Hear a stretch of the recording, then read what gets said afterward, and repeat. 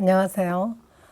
이 시간에는 하나님의 DNA를 닮은 생명, 절대성 문화를 향하여 라는 제목으로 이야기 나눠보기로 하겠습니다. 인본주의 시각에서는 절대적이라는 것은 없다고 주장하죠. 존재 세계에 어떤 존재라도 절대적인 것은 없다. 그리고 모든 사건들도 그냥 다 지나가는 것이다. 그래서 아무리 좋은 것도 아무리 힘들고 고통스러운 것도 이 또한 지나가리라 이렇게 이야기합니다. 그러나 인간은 절대 성질을 지니고 있어요. 왜요? 하나님을 닮아서 창조자를 닮아서 창조되었기 때문에 바로 하나님의 절대 성질 그리고 유일 불변 영원한 성질을 그대로 그 속성을 이어받고 태어났습니다. 그래서 우리 인간은 절대 성질도 있고 또 변화하는 가변적인 성질도 동시에 병행하면서 살아가고 있습니다. 그래서 내 생명도 또 타자의 생명도 또 태어나는 태아의 생명도 모두 존중받아야 된다는 근거가 바로 창조자를 닮아서 절대성을 지니고 있는 그런 속성이 있다라는 면의 그 가치로 봐서도 존중받아야 된다라는 것입니다. 그래서 절대성 가치관으로 놓고 봤을 때 창조주와 창조주 하나님과 인간 관계는 부자관계다. 그래서 이 부자관계는 끊을래야 끊을 수 없는 숙명적인 관계다. 그래서 이 사실을 대부분의 인간들은 더군다나 인문주의 학자들은 부정하죠. 하나님의 실존까지도 부정하는 입장에서 관계가 부자관계라는 것은 더욱더 부정하고 있습니다. 그러나 하나님과 인간의 관계는 부자관계다. 즉 인간의 부모와 자녀가 혈연 관계로 맺어 있는 것처럼 하나님과 인간 관계도 혈연 관계가 있다라는 것입니다. 그걸 어떻게 말할 수 있느냐? 창조 과정을 보면 그 법칙이 한 5가지가 있어요. 그 5가지 중에 한 가지가 담기 법칙입니다. 그래서 존재하는 모든 우주 세계에 생성된 존재물은 전부 하나님을 닮아서 창조됐어요. 그래서 광물질로부터 식물, 동물, 인간에 이르기까지 하나님을 닮아서 지음받았는데 바로 인간의 성은 하나님의 DNA를 상속받은 절대성의 가치를 지닌 그런 성적 존재다. 우리는 이렇게 이해할 수 있습니다. 2015년에 이 책이 써졌는데요. 콜린즈라는 미국 학자인데 The Language of God이라는 책을 썼습니다. 이 책에는 핵심적인 내용이 DNA는 인간의 DNA, 유전인자죠. 하나님의 설계도고 또 이 DNA는 분명히 영성이 전제되고 있다라는 말을 썼습니다. 이 과학자가. 그럼 이 과학자가 혼자 그렇게 주장했느냐? 아니라는 거예요. 6나라의 2,000여 명의 과학자들과 10년 동안 게놈 지도를 연구하고 이것을 완성한 결과 DNA는 약 31억 개의 아주 복잡한 체계가 주어져 있고 정교하고 완벽한 질서를 보게 됐습니다. 그래서 그 질서를 해독하는데 몇 년이 걸렸느냐? 2,000여 명의 과학자들이 31년이 걸렸어요. 그래서 그 결과 과학자들의 진술이 아까 설명한 이겁니다. DNA는 하나님의 설계도고 DNA는 영성이 전제된다라는 결론을 내리게 된 것이죠. 그럼 하나님의 DNA를 이어받아서 하나님과 인간 관계가 부자 관계, 종족 관계를 맺는데 이런 종족 관계를 통해서 우리는 어떤 작용을 하느냐? 바로 하나님의 심정을 통해서 사랑을 주고받고 그다음에 지정의의 기능과 그 작용을 하나님으로부터 이어받아서 우리는 그것을 진미선 사랑 가치로 펼칩니다. 그래서 인간 안에는 바로 이러한 지정의의 사랑의 기능이 있기 때문에 우주의 보편적이고 객관적인 원칙을 다 몸에 지니고 태어났다라는 것이에요. 그리고 그런 하나님의 에너지를 인간 안에 다 가지고 태어났다. 그래서 인간이 깨어만 있으면 그런 하나님의 사랑, 하나님의 지정의의 기능을 그 에너지를 생성해낼 수 있다라는 것입니다. 그래서 결국은 가정에서도 부모 자녀의 종족 관계와 또 부부 관계, 또 형제 자매 관계, 모든 가족 사랑 관계에서 바로 이런 하나님의 DNA를 중심한 이 작용, 심정을 중심한 지정의 사랑의 수수작용이 얼마든지 작용되고 에너지가 생성된다 그 말입니다.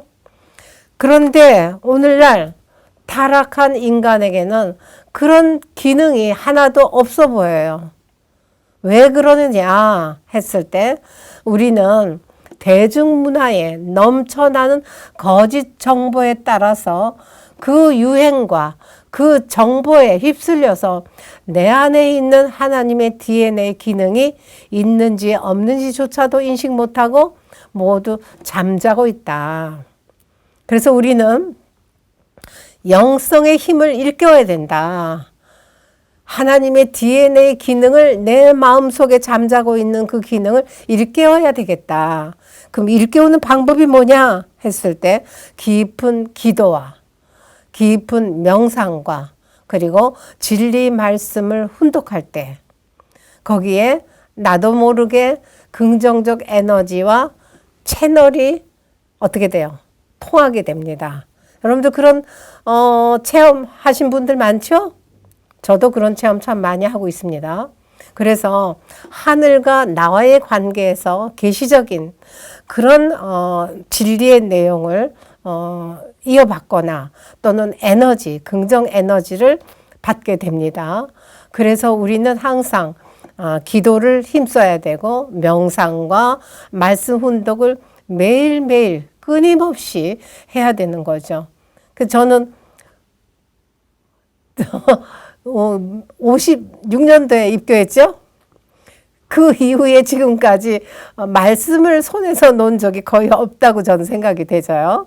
예, 그렇게 살아왔기 때문에 매우 꾸준히 부단히 노력하고 삶을 하늘과 연결된 삶을 살기 위해서 애쓰게 됩니다. 자, 그러면 이제 참사랑 의미를 한번 다시 생각해 보겠는데요. 우리가 습관적 타성적인 삶에서 벗어나려면 내 몸의 그 세포 안에 있는 영성을 일깨우기 위해서 노력을 해야 되는데 그냥 한두 번 해보고 아유 나는 안 돼. 나는 역시나 틀렸어. 이렇게 생각하지 말라는 얘기예요. 왜? 우리 모두는 내 안에 다 하나님의 DNA가 있습니다. 하나님의 지정의 사랑의 기능이 있습니다. 그래서 내 안에 잠자고 있는 그 영성을 일깨우기만 하면 우리 모두는 하나님의 자녀로서 하나님의 DNA를 활성화시키고 생명력이 긍정적으로 활동할 수 있도록 일깨울 수 있다라는 것입니다. 그래서 참사랑도 아까 잠깐 소개했지만 조건이 없다, 무조건적이다. 그리고 한시적이 아니라 지속적으로 끊임없이 상대지향적으로 전체를 위해서 행동으로 나타내야 된다라는 것입니다. 그래서 이런 내용을 가장 가까이 있는 가족, 부모, 부부, 남편, 아내끼리 그리고 아들, 딸에게 그리고 이웃에게 생명과 사랑의 행동을 한번 실천해 본다면 어떨까요?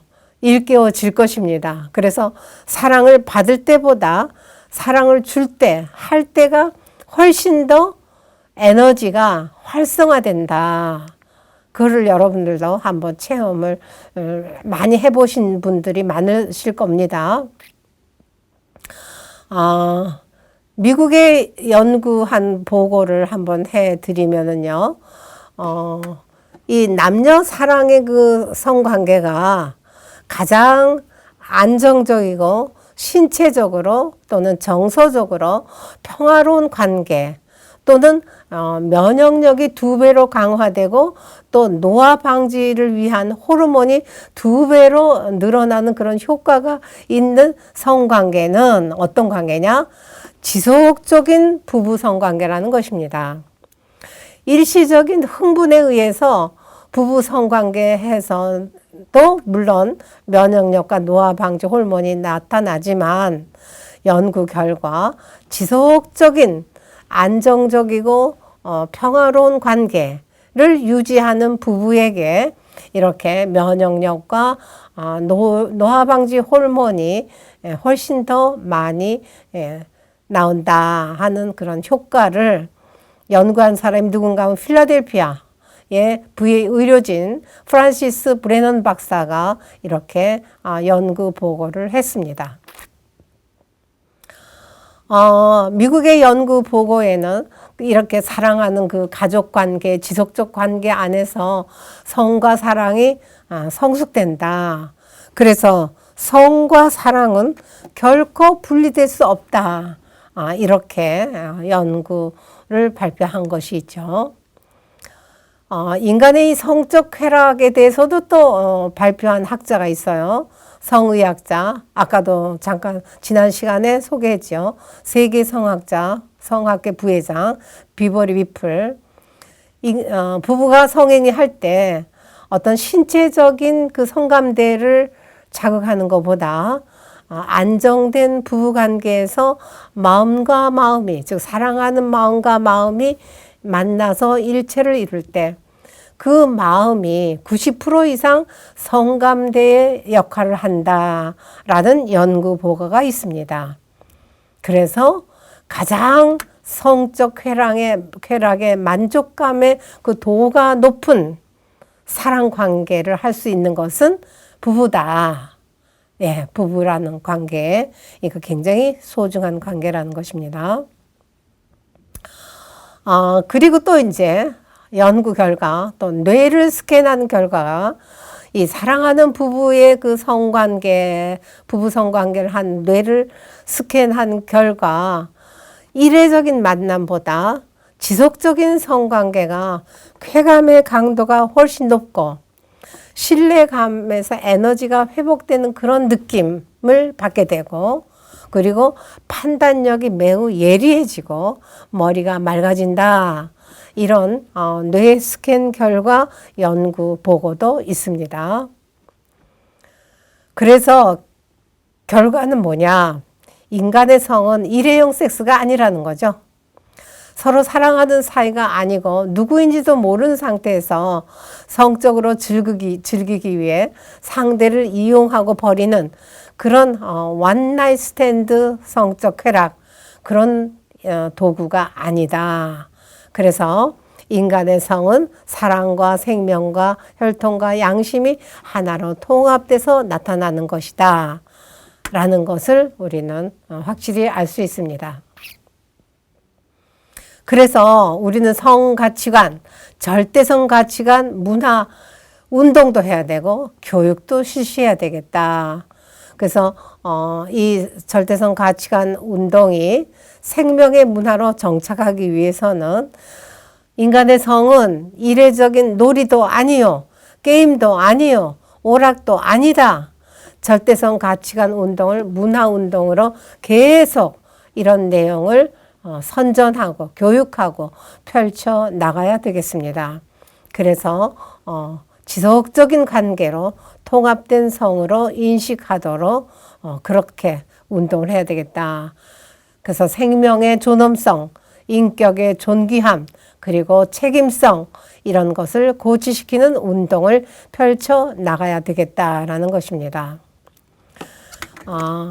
그래서 역기능적 대중문화가 지금 만연돼 있지만 이제 이러한 운동으로 절대성 교육과 문화운동으로 역기능적 대중문화를 순기능적 대중문화로 우리는 전환시켜야 되겠다라는 것입니다. 그래서 생명의 존엄성을 확장시키고 인격의 존귀함을 알려서 이러한 긍정적인 절대성 문화운동이 전국에 확산되고 전 세계로 확산되도록 우리가 함께 노력하기 위해서 동참해야 되겠다라는 것을 강조하고 싶습니다. 감사합니다.